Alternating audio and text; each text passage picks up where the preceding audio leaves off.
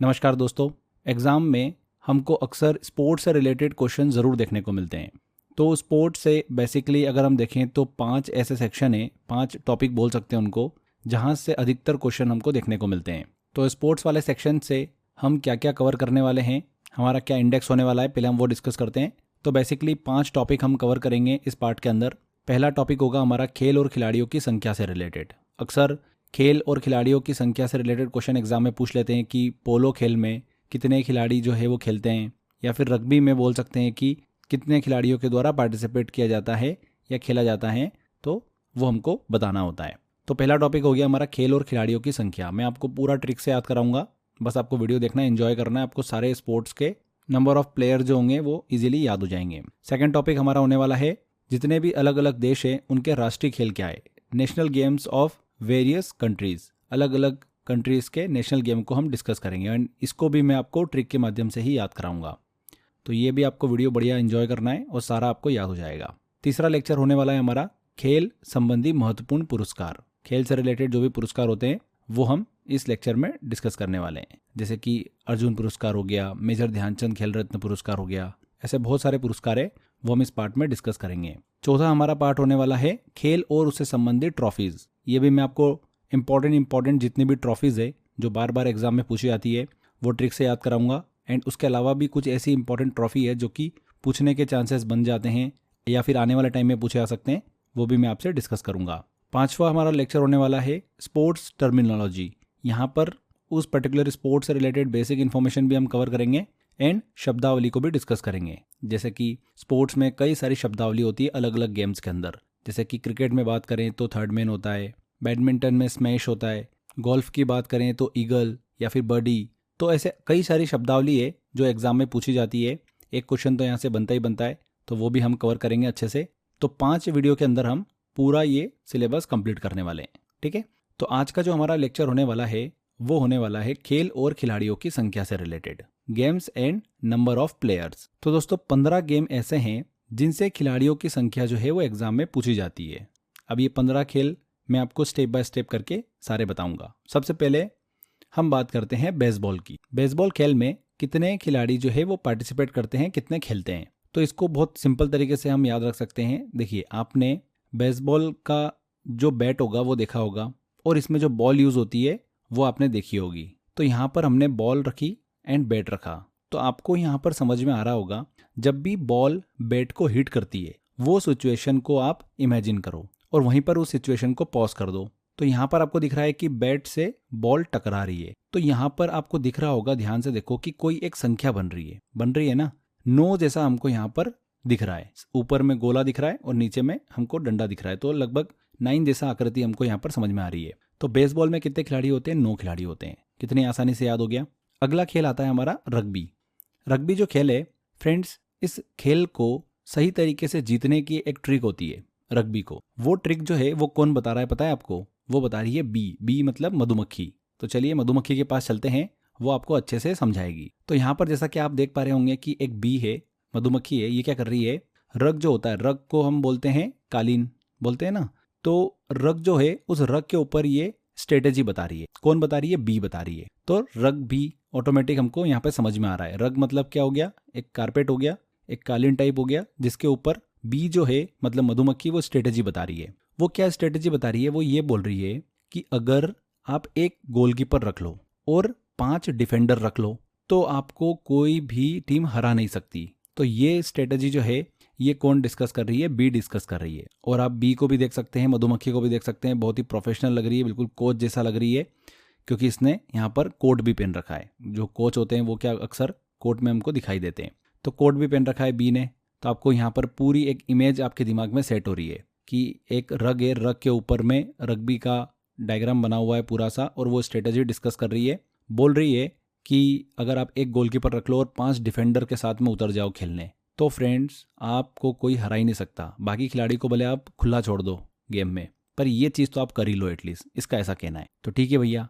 और यहाँ पर इसने एक कोट पहन रखा है, तो ये इमेज हमारे दिमाग में सेट हो गई है। अब मैं आपको बताने वाला हूँ। यहाँ पर देखिए फ्रेंड्स, इसने क्या बोला, एक गोलकीपर और 5 डिफेंडर, तो 1 और 5 क्या बना? 15। तो रग्बी में खिलाड़ियों की संख्या कितनी हो गई? 15 हो गई। ओके, सेकेंड चीज, आपको यहाँ पर बी जो दिख रही है, इसने क्या पहन रखा है, कोट पहन रखा है। तो कोट से हमको ये समझ में आता है कि ये खेल जो है वो किस कंट्री का राष्ट्रीय खेल है। ये हम आगे भी डिस्कस करेंगे, बट चूंकि यहाँ पर रग्बी की बात हो रही है तो हम इसको भी डिस्कस कर ही लेते हैं। तो कोट वर्ड आपको ढूंढना है उस कंट्री के नाम में, जिसमें भी आपको कोट वर्ड मिल जाए उस कंट्री का राष्ट्रीय खेल, नेशनल गेम क्या होगा, रग्बी होगा। तो जैसे कि स्कॉटलैंड, कोट वर्ड आ रहा है स्कॉटलैंड में, तो स्कॉटलैंड का राष्ट्रीय खेल क्या है, नेशनल गेम क्या है, रग्बी है। तो यहाँ पर ये चीज़ हमको क्लियर हो गई। और पूरी सिचुएशन ध्यान से देखोगे तो रग के ऊपर एक बी जो है वो स्ट्रेटेजी डिस्कस कर रही है रग्बी की, तो ऑटोमेटिक रग बी यहाँ पर ये तो क्लियर हो ही रहा है हमको। तो बस इतनी आसानी से हमको याद हो गया कि रग्बी में कितने खिलाड़ी होते हैं, 15 खिलाड़ी होते हैं। और रग्बी जो है ये किस देश का राष्ट्रीय खेल है, ये भी हमने देखा कि बी ने कोट पहन रखा था, तो कोट से बन जाएगा हमारा स्कॉटलैंड। तो आपके दिमाग में पूरी पिक्चर मैंने सेट कर दी है। अब आपको बार बार रिविजन करने की भी ज़रूरत नहीं है, एग्जाम में क्वेश्चन आएगा 101% आप बिल्कुल सही करके आओगे। तो यहाँ पर ये भी हमारा स्पोर्ट कंप्लीट होता है। आगे बढ़ते हैं, एक स्टोरी मैं आपसे डिस्कस करता हूँ। एक ये लड़की है, ये क्या करती है, स्पोर्ट्स के सामान बेचती है। अब स्पोर्ट्स के सामानों में भी स्पेशली ये बास्केटबॉल बेचती है। तो इस लड़की का नाम मैं आपको बता देता हूँ। इस लड़की का नाम है P4।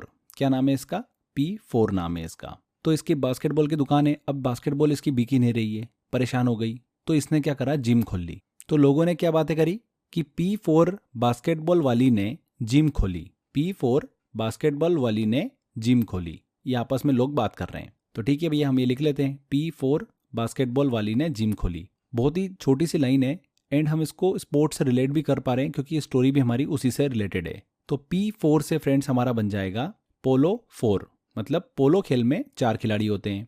अब इसके बाद में जो भी वर्ड आते जा रहे हैं, आप यहाँ पर क्या करना, नंबर को आगे बढ़ाते चलना।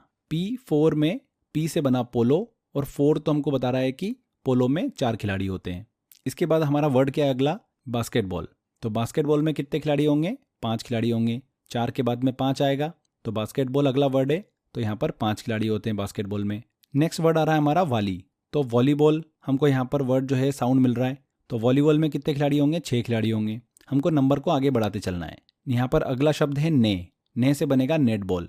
नेटबॉल में कितने खिलाड़ी होंगे, 7 खिलाड़ी होंगे। बहुत इंपॉर्टेंट है, एग्जाम में बार बार पूछते हैं, नेटबॉल में कितने खिलाड़ी खेलते हैं, कितने खिलाड़ी खेलते हैं, 7 खिलाड़ी। इसके बाद में अगला शब्द क्या आ रहा है हमारे पास में, जिम से बनेगा जिम्नास्टिक। यहाँ पर टीम इवेंट की बात हो रही है, तो कितने खिलाड़ी पार्टिसिपेट करते हैं, 8 खिलाड़ी पार्टिसिपेट करते हैं इसमें।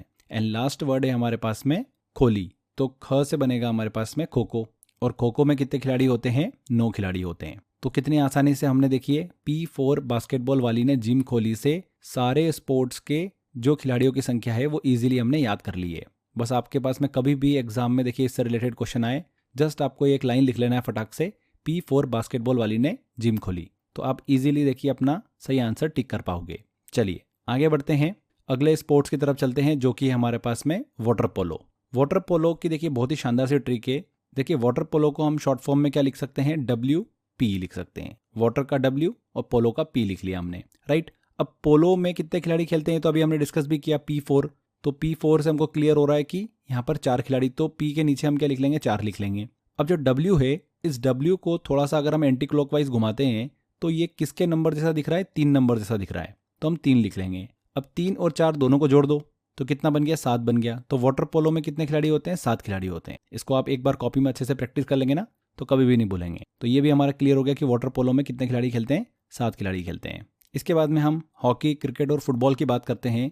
तो इन तीनों खेलों में हमको पता ही है कि 11-11 खिलाड़ी होते हैं। तो इसको तो हमको कोई भी एकदम से कोई ट्रिक से याद करने की ज़रूरत नहीं है, ये तो हमको बेसिक क्लियर ही है।